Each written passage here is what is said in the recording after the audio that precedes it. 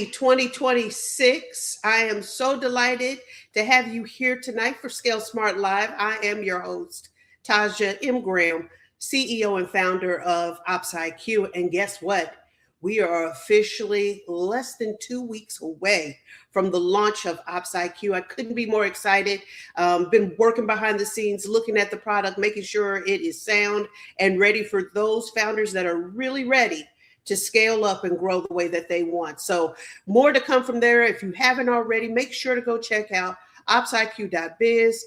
Follow us on our LinkedIn page at OpsIQ for more information and to prepare you for that launch. But tonight, I am thrilled to have someone that I have called friend, and I'm so excited to have Robert Feld with us here tonight. Robert Feld is the global CIO of Adler Advisors, but more importantly, and you'll find this tonight during our conversation, he blends his visionary tech leadership with a people-first approach. And he champions empathy, trust, and meaningful impact at every level of an organization as it grows. And so tonight you'll see that through the theme of our evening and the many subjects that we will cover. But welcome, my friend Rob, to the show tonight. I'm so glad to have you. Tell us a little bit more about yourself. Well, first of all, I truly appreciate you, my friend, and it is a friendship that we've spawned over the last few years, and I adore you and will support anything you do. So happy New Year! It's great to see you, and I'm happy to kick this off with you. Awesome, glad to have you. Share more. Sure. So I'm Robert Feld, as Tasha said. I've spent my career really at the intersection of business, technology, and most importantly, people. I help organizations scale without losing clarity or culture. I work with everybody throughout the organization. I don't care what you do there. My goal is to help you and your organization turn operational chaos into strategy, to help build accountability that actually enables innovation and make sure that technology shows up as a business advantage, not a distraction. I love it. And it fits within our topic for tonight, how to do that in the midst of chaos, and have sustainable growth. So let's jump into it. You mentioned it so well, the importance of working throughout all of the team dynamic, when you're building for that growth. So obviously it makes sense then that you would have these connections, but speak a little bit more in broad scope to what that means for you philosophically and how you approach work with those that you are working alongside of, Rob. When you work alongside of everybody, there's a really great book, loss of the name. I didn't plan to go here. Leading Without Authority. Mm-hmm. And the theme of the book is who's your team. And most leaders or most people in any organization think that your team is just the people that are on your direct team, but there's no such thing as a direct team. We've collaborated on topics before, and your network you build, and I always say your network is your net worth. Building a team of people to understand that it isn't confined by the boundaries of your organization or your department, but it's really enhanced exponentially by understanding the value that everybody brings, playing to their strengths, not their weaknesses, and find someone else to handle the weaknesses because it might be their strength. And to me, that's what is critical about the network that you build, or the connections you have around you. They're the ones that help accelerate your growth. Yeah, and it's a lot like coaching, right? Even in the athletic space, right? You know exactly where those players fit well within the playbook, right? So being able to know their unique talents and how they show up to deliver at excellence is important when you are building out that team dynamic, right? I used to use that term coaching in a professional setting for a long time, and it minimized the importance of having a coach in every aspect of your life. When you look at a great baseball player, they don't only have a head coach, they have a coach in everything, in their hitting, in their fielding, etc. Most professionals, I've had coaches my whole career and therapists my whole life, but not from any aspect as someone as a trusted advisor to talk to you and help build your strengths up, to hire your EQ and make sure that you're going at it with all the tools that you can in or outside of yourself and get where you need to go. So, I do have a professional coach and a business coach and others who coach me to do what I do. And I try to mentor and do the same thing in return. But yeah, that's what helps you accelerate not only your coach, but the coaches that are within your life. Yeah, and being able to look at you in the complete wholeness of who you are as an individual, right? I too have a coach and a mentor in Melissa Bassano, who's been on the show with us before, and I love the fact that even though she's not in the space of what I do on a day-to-day business aspect, she's able to pull in the very best and the essence of me to allow me to be complete in what I do here as the CEO and founder. So it's important that she's able to see it in full scope, right? To that. So talk to me a little bit more. You shared the value of the book. What other insights have you been able to pull away from the book that you find are beneficial to our topic of that connection and helping support through the chaos? It's interesting, and I'll tell you. Well, so every company, every growing company experiences chaos, and what that chaos means is it's healthy. It's not unhealthy to have chaos. It's just chaos is proof that there's momentum. Yeah. The real risk from a chaos perspective is when you try to suppress it instead of turning it into an opportunity. So one of my very, very favorite experiences I took away from that book, I had a tremendous resource on my team that wanted a promotion, and I didn't want to give him reading homework, but he came to me and said, I'm ready for the next stage of my career. And I said, sure, tell me, and he was very, very brilliant, but starting his career out in understanding the value of others. So I said, how is IT doing within our organization? And he says, we're doing great. So I said, do me a favor, write me a presentation on that. Build me something and take your time, whatever you need. And within a day, he had a beautiful 6 or 7 page PowerPoint presentation on how great IT is doing. And then that's where the book comes to play. So before I read his presentation, and he didn't know at this point that I read it right when he left the office, I said, how do you know? Who have you asked? Who's told you we're doing a good job? How do you prove to? And that sparked him to go to the next step. Where is your team? And he had to understand the team wasn't IT, it was everybody in the organization. So he went out and he started talking to other people on how IT is doing. And he came back and revised the presentation. He says, well, we're doing okay. I said, well, why not great? He says, well, there are areas we can improve on because I got feedback from others.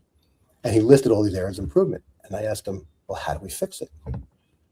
He says, I don't know. I said, go find more people. So I went and I told the same people he met with that they couldn't respond to him, and he had to find new people. And it taught him a lot of value about where to find all of his resources from, that there's no stone you don't want to unturn an organization, because everybody's going to have some opinion of what's happening and how to make it better. And you aggregate all those opinions, and then you come up with your strategy on how you can help clean up your chaos, right? And that's where we're turning that noise or that signal that we're getting from everyone into strategy. And that strategy, it's not about predicting the future. It's about deciding what deserves attention today so you could be more effective going forward in the future. And those are simple strategies, short list of priorities, clear trade-offs, metrics that people understand and can achieve. And from there, you can really get a great roadmap on what happens by those people in and out of your organization that have been there and done that without you having to reinvent the wheel. But using those people, and this book was great, but using those resources outside of your own head, where we get caught up sometimes when we're caught up in chaos. Yeah. And I love that from the perspective of leadership, right? Allowing and giving autonomy to that player to go and source the where we are, where the touch point is, and where we could do better. That buy-in is critical, so that they know how they can make impact to it. So I love that, Robert. That's a great point. It sounds like a good book for me to get involved in and read myself. Absolutely. I appreciate that. And he wrote another book, Never Eat Alone. I think it's Keith Franzelli. Really, really great author. Really great way to move through life. Absolutely. So let's talk to one of our subtopics tonight, if you're ready for it, which would be, that's our biggest topic. Okay, the human side of scale, how to build accountability without killing innovation. Share with us your thoughts here. So I don't think they struggle with accountability. I think most organizations struggle with unclear expectations. When people don't know what success looks like, accountability feels sort of punitive instead of empowering. And I think the human side of scale is about pairing the clarity of your strategy with trust and define outcomes. Not every step of the way needs to have a specific outcome, but define outcomes that you want to attain, and give people the opportunity to feel like they own it and they're responsible. Innovation dies when people feel like they're monitored or micromanaged or something, but it thrives when they feel responsible. So give them control on helping push to their solution, not your solution. It doesn't have to be my answer. It's our answer, and we get there together once we agree on it. I mean, for me, the best leaders that I've ever worked with understand that accountability is not about control. It's about ownership and giving people space to think, and understanding that if you're very clear about the results, that's what matters. It doesn't really matter how you get there. You can be my way, your way, but your way getting there to an agreed upon solution helps your growth and helps you see what's important, and then creates a sense of pride in the ownership of what you deliver. Yeah, I love that. I was just talking to a newly appointed manager earlier this week about, hey, here's the thing. If you ever read the book Good Great by Jim Collins, right, he references, what makes good and where great goes. And I said, if you can define what good is in the role and expectations, and then allow for them to define what great would look like, right? You got the buy-in, and they're going to want to get to great because they know that meets and exceeds expectation, right? So I love the premise of, giving them that autonomy to be able to express how they show up to the expectations, right? That is brilliant. I love this. Jonathan Gravis, my buddy Jonathan, JG. I build accountability by engaging the team in the process and setting up the accountability plans. Yes, the plan is ours, not mine. You're right. I love that. Accountability has to align from top to bottom of the organization. Any thoughts on JG's comment there? So I like that we're calling him JG, but so absolutely right. It's giving ownership to the process, to everybody, not just dictating what the solution is. And what JG brings up, and we touched on it earlier, but the important thing here is that this will create the opportunity for solidifying your culture. I do think that. And I'm a big believer is culture is defined and becomes very clear and revealed when you're under pressure. And if accountability only shows up when things go wrong, people stop taking risks. But if you give them the opportunity to do this, you're building a culture of collaboration, of innovation, but it needs safety and psychological safety. And safety without accountability really becomes the true chaos that nobody needs, right? But what JG is talking about here is giving people their own accountability to thrive and grow and feel the pride of ownership of what they have, because it's ours plan, not mine. Yeah, I oftentimes in startups and smaller organizations, when you're trying to define what that culture really means, the psychological safety of it, Robert, I'm glad that you bring this up, because when under pressure, and when you're trying to get to a level that sometimes gets overlooked. How do you maintain that in scenarios where there is external pressures coming into the organization, or the internal issues seem to become paramount? How do you keep that level of safety and the trust intact? What does that look like? So I think if you get rid of it, that's the problem. Keeping that safety and trust is paramount to having a successful organization.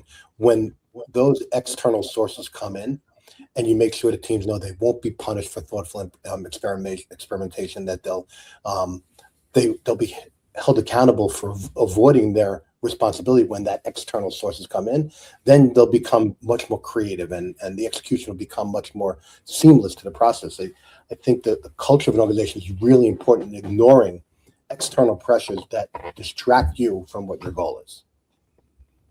It's a cultural issue, not a person, not a project issue. Yeah, absolutely. Well, let's talk to our next topic here tonight. Every company still needs AP and AR support. They're just doing less of it. Talk to me about what do you see of them doing less of? So not doing less of that, they're doing it with less. I think is the thought process. And you know, I on my show, and which you've been a guest on, and I promise no crying on this show, but leading the digital era, we thought we had a show just based on this. Scale is relative in some areas, but not in talent. No matter how modern a company becomes, and AI and my definition of AI is applied imagination. And AI is an enabler. It's not taking the human out of the middle; it's adding the human to the process. Just doing it with steroids, right? And embracing it. The only people that will be disrupted by AI are those that don't use it. But no matter how modern a company becomes, the fundamentals never change. You still need money in, you still need money to go out. Timing matters. But what's different is, especially in a younger organization, you don't have all the resources a very large organization might have. Some teams I've seen have tremendously large procurement departments, 20, 30 people just doing procurement and a team dedicated to IT procurement. But when you're a growing organization, you might not have as many resources as you need to do AP and AR, but you still need it. If you don't have money coming in, money coming out, your company will fail. So you have to find creative ways to get the important things you need done to move forward to managing what your company really has to do, which is the business that you're signed on for. Yeah, and it's more critical now than ever, right? Because as I was sharing, if you are a founder that is looking to exit, right, you become a little bit more valuable if a lot of your processes can be under automation. It just makes sense, right? If I'm going to transition a portfolio or a business over and there's automation already embedded, then we don't have to worry about losing any traction in productivity. Now, the human nature, the humanality of what we have to do in having presence there is still very important. But if we can put that at highest of levels of touch point, right, within these organizations, it makes it so much more valuable when you're considering that exit. What do you think on that? So, regardless of whether it's a company looking for an exit or not, what's today is different is the margin of error. Companies are running leaner, moving fast, operating with less tolerance for friction.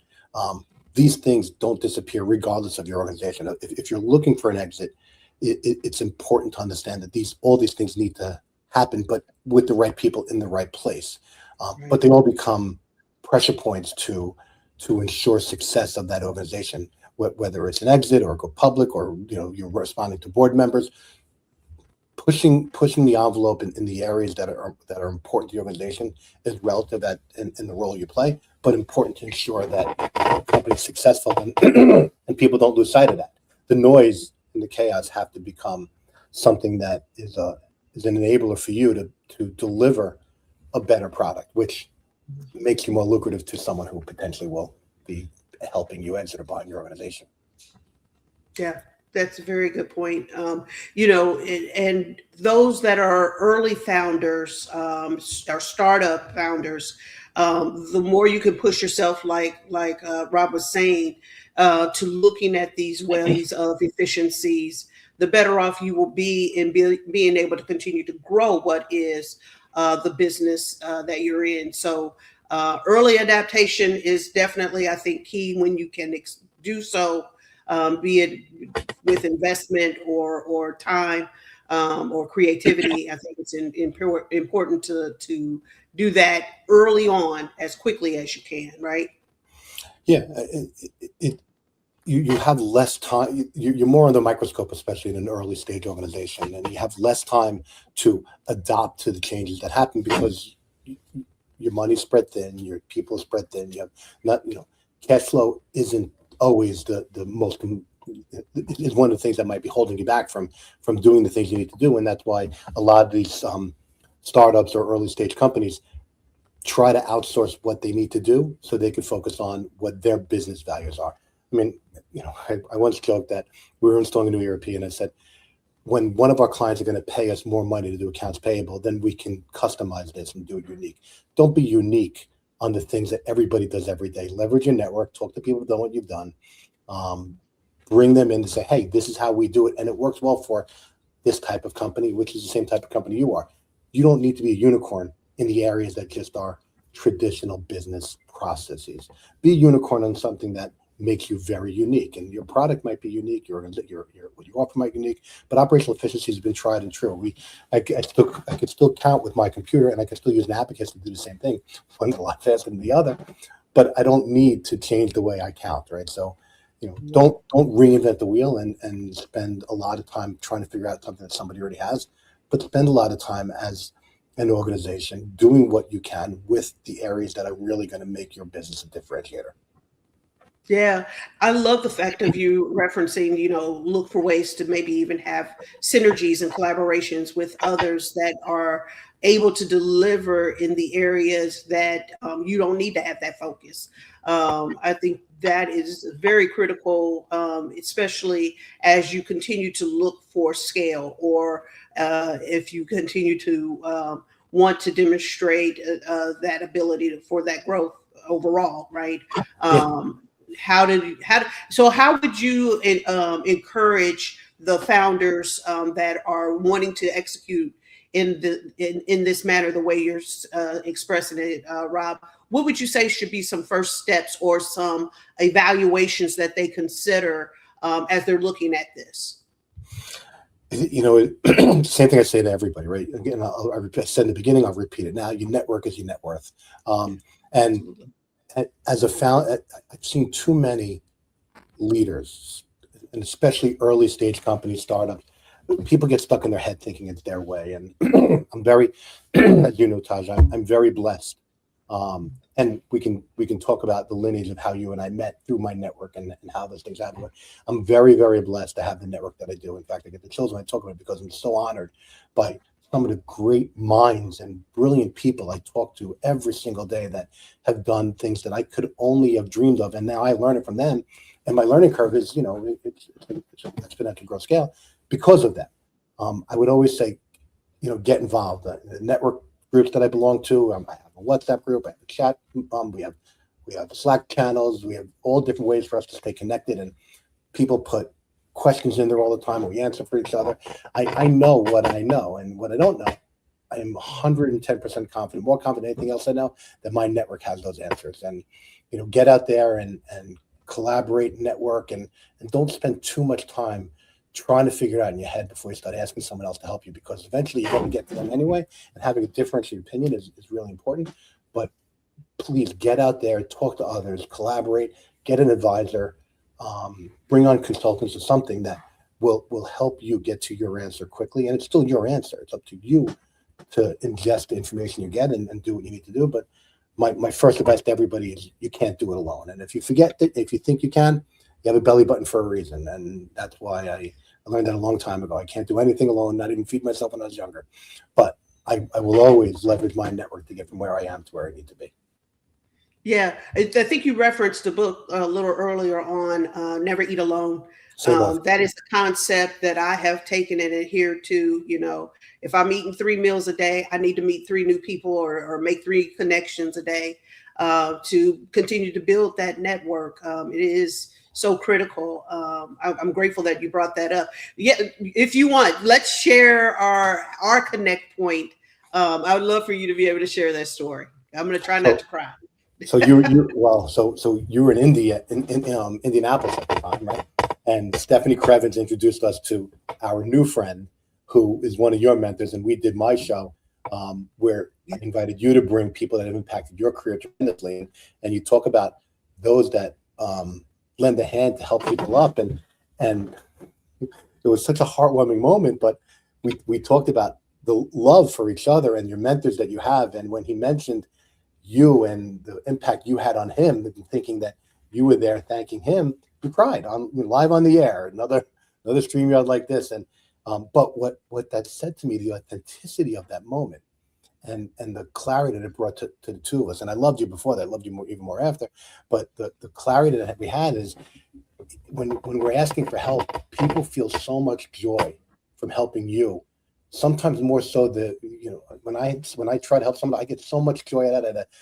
I'm sure it far surpasses what I'm doing for them. And that moment alone, Todd, just showed your heart and your truth and your true north and the type of person you are to go yourself out there. And we've got a lot of views in that show. I was very proud of it, but I was more proud of getting to be part of your family and meeting, tremendous people that just helped shaped our growth and who we are. It's a wonderful moment. And Stephanie Crevens is a very good friend, and my network in Indianapolis has grown with her as the linchpin to start all that. And because of that, it's been a wonderful run that, I might not be Midwestern, but I know if I go there, I'm going to get great pork roll. I'm going to be great people. Absolutely. Thank you, Stephanie. If you happen to hear this or see this video, we are so grateful for you connecting us. I couldn't be more thrilled about that. And you're right. I am a big believer in karma, that what I put into the universe will come back to me. And anything that I have, been able to gain, learn, identify with, I am willing to share with others.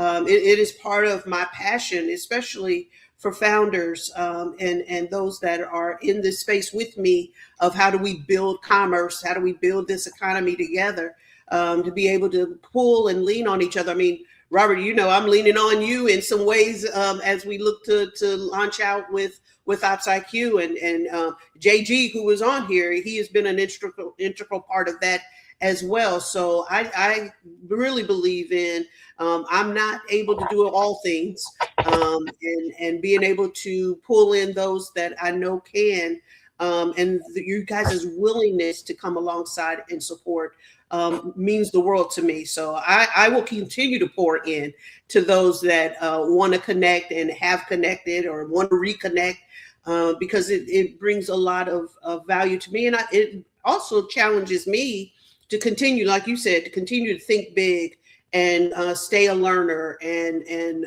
hear different perspectives, more diverse perspectives. I think those things matter, especially as we are leading team dynamics or we're founders and owners of business, right? Absolutely appreciate that.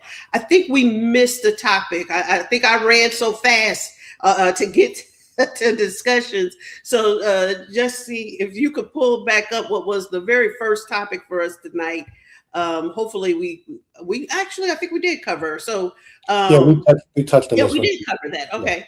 Yeah. And we talked about the human side of things. Yeah. Any thoughts? So we were pulling through these. I love being you, efficient, my friend, and how you absolutely are able to bring a full wellness to organizations, to these team dynamics.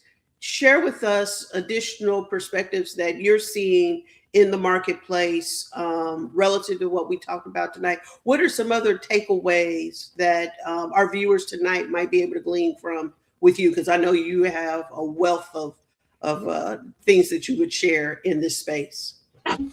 So a lot of what I've seen, and I think, I'm going to lean back into the network, and we've seen a lot of work with AI and a lot of work with automation, innovation. People talk about those keywords, but I don't want to get lost in the fact that companies will not scale because of technology.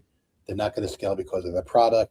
They're going to grow because they have a strategy, they have people, they have operations, and they all work together. It's not an independent process, and you scale together with everybody. If you feel that you're stuck or you feel that your organization is at a pivotal point where you need to make a decision to go in a direction, it's an everybody decision. And if you don't, you'll break alone. And that's where I think the rapid change of everything, the exponential growth that we're seeing in all areas of business and technology, will scale because of not only the pace and change of technology, but the pace and change that we can now connect with people and understand how to do this better and how to be more efficient together, not alone. And I really, really want to emphasize the fact that this year is going to be more about understanding what's happening, less of just figuring it out, but understanding what's happening by reaching out and touching, not touching someone in a bad way, but reaching out and connecting and growing together. Yeah. as you look ahead, you kind of tipped on it a little bit though, but looking ahead in 2026 and beyond, what would be some themes you would give, three themes that you feel you clearly networking, maintaining relationships is critical, embracing what is technology, and how you can utilize that to your benefit of growth. But what would be another dynamic that you say is also important and should stay at the focal point for our viewers?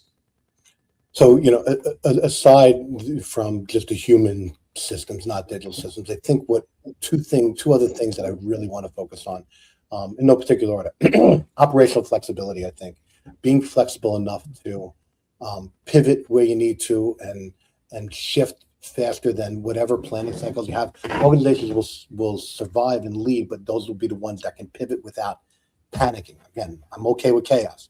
I'm not okay with panic. So I think operational and strategic flexibility is important for this year.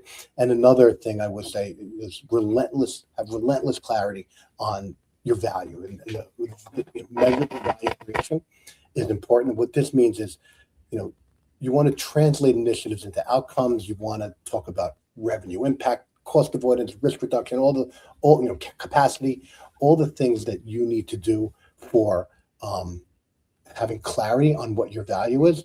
But you have to ensure that every leader and every team can answer without hesitation, why does this matter to the business?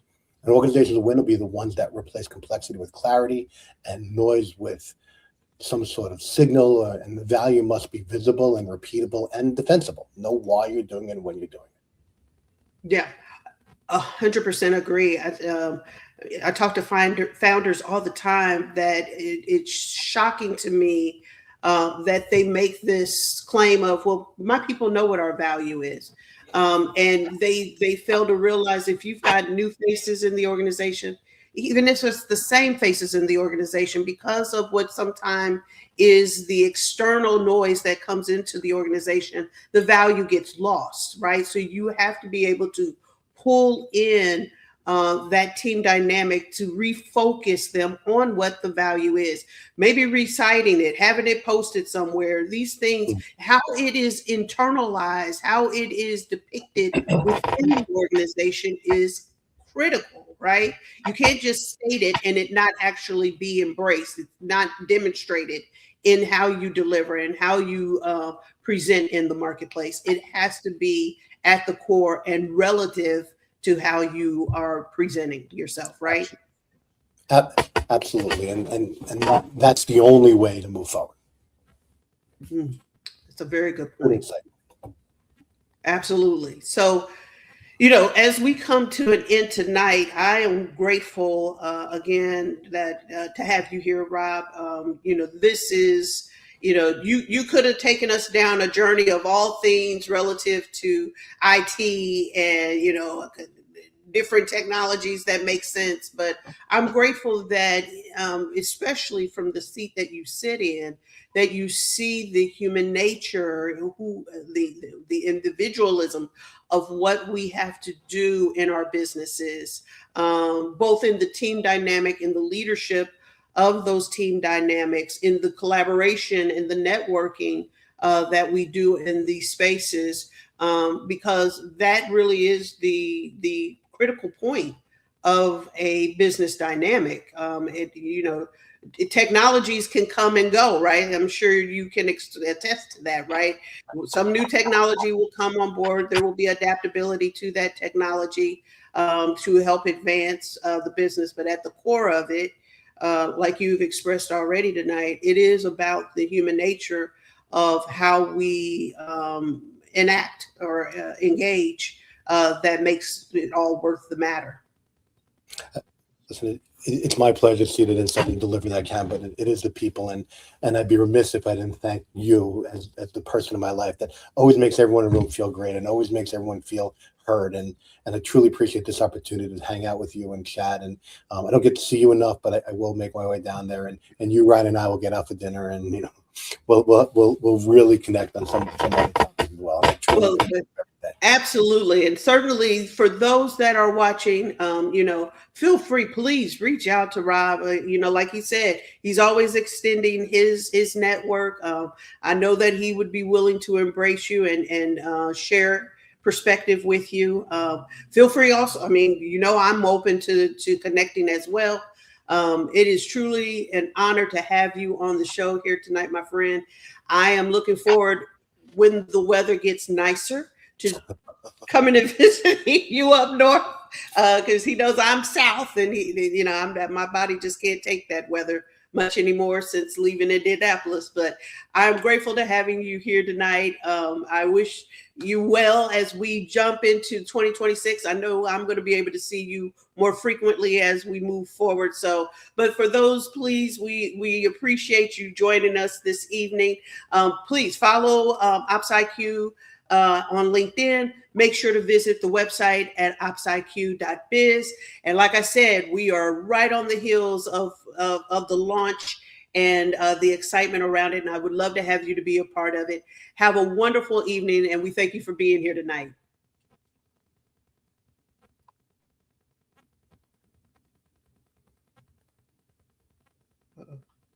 Uh-oh.